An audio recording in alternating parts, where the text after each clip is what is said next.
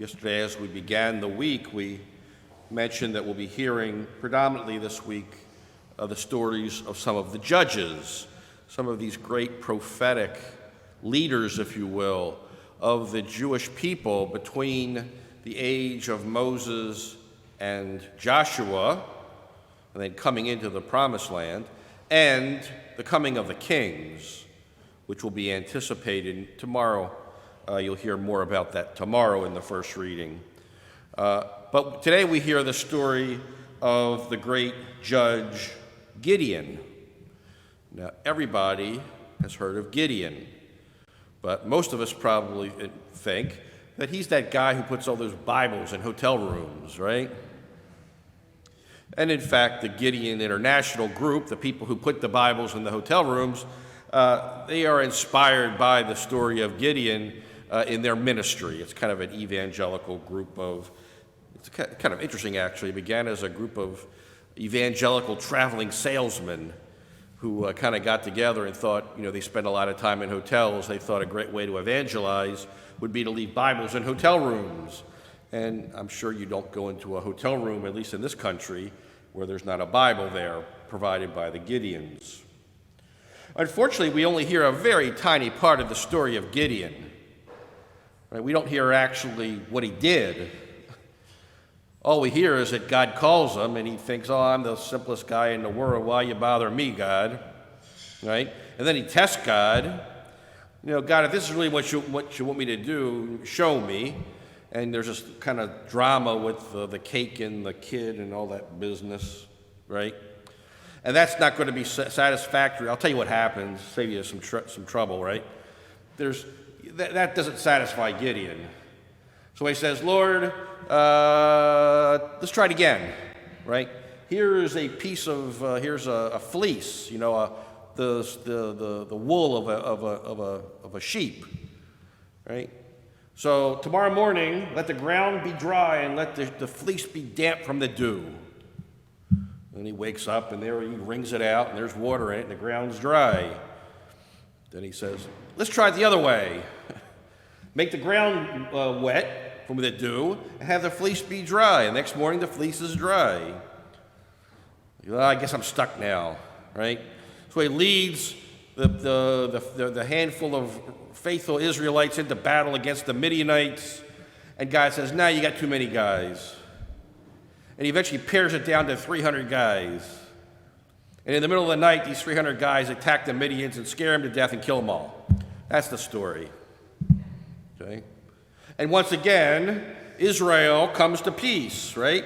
That's the little teaser at the very end, the last two words of really one word, of the story today. Gideon builds this altar, and it's called Yahweh Shalom, God's peace. Once again, the people are coming to peace. Now, why did these people get messed up? Why did the Midianites end up overrunning the Israelites in the first place?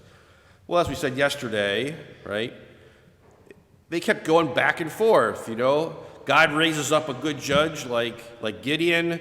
Everything is great, they're faithful. The judge dies, and it gets all messed up again. They go back to idolatry, which was their main sin, if you will. So, the judge before Gideon was Deborah. You might be familiar with that story. It's a very charming story. Don't read it to your children at bedtime. It'll scare the Jesus out of them. But, same thing, right? Deborah, a woman, leads the armies of Israel, and they're back on top again. So what happens this time? Scripture doesn't say. All we know is that the Midianites have taken over. These are bad guys.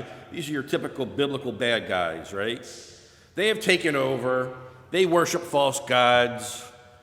And Israel is stuck again. And here we have the story beginning with poor Gideon, this lowly guy, hiding in a wine press, trying to find some wheat, right, so that he could feed himself, because the Midianites have taken everything. Right? So that's the situation. Now, how did they get there? Bible doesn't say. But there's this wonderful accounts in the Jewish literature that kind of fill in the gaps.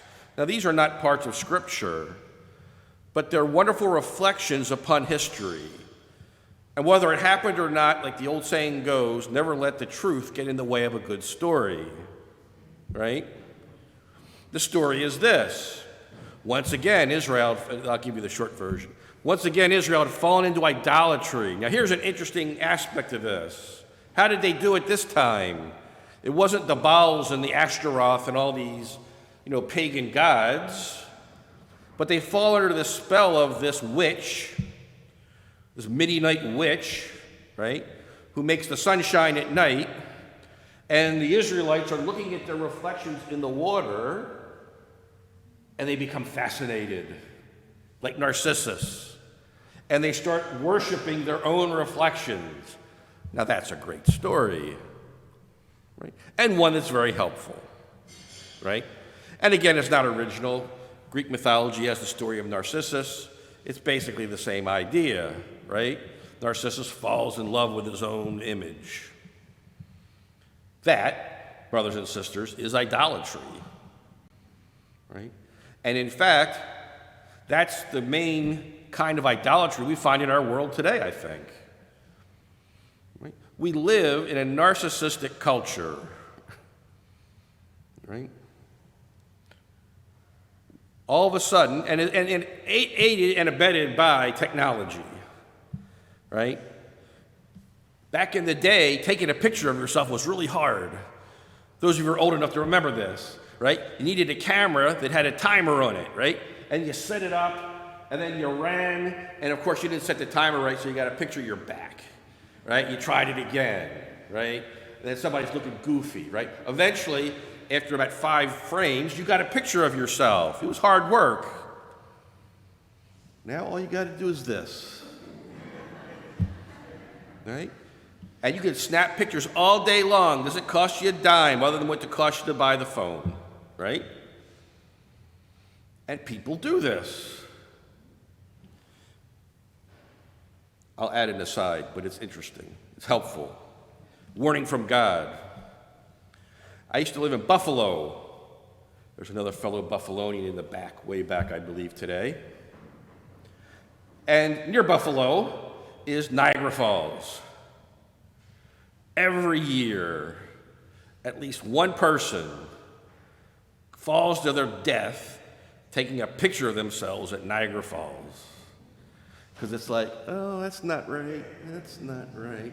Boom, off they go. Right? See, God punishes narcissism.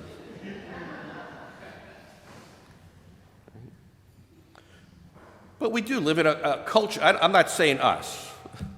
We live in a culture that is incredibly narcissistic, right? And again, technology has only aided and abetted that, right?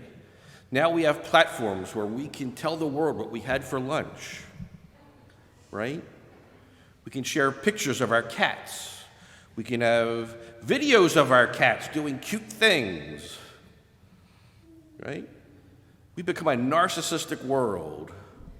The world revolves around me. And that, my brothers and sisters, is idolatry. That's idolatry, right? God should be in the center of our lives, not ourselves or our cute cat. Right? God should be in the center. Right? And therefore, something to be aware of. Most of us here probably haven't fallen too far down that rabbit hole. Or you wouldn't be here today if you had, right? The true narcissist wouldn't be caught dead in here, right? But there are these tendencies within the culture that are very disturbed, very unhealthy, that we should be aware of, right? And that's the point of the story of Gideon. And Gideon, who was simple, right? Now, even though he tests God all these times, he eventually does it. He's one simple guy who's incredibly obedient, right? God tells him to do ridiculous things like go to battle with the Midian army with 300 guys in the middle of the night. But they're victorious, not because of the 300 guys, but because of God. Faith in God. There's a worthy thing for reflection there. I got nothing more to say about that, really. But it's worth thinking about, I think. Worth reflecting upon. Right? How does that fit into my world? Right? We ask the Lord to help us with that, to give us some wisdom, some insight. And, where we need to address it. Right? In our own lives, perhaps. And in the world in which we live. And to seek to put God in the middle and not ourselves.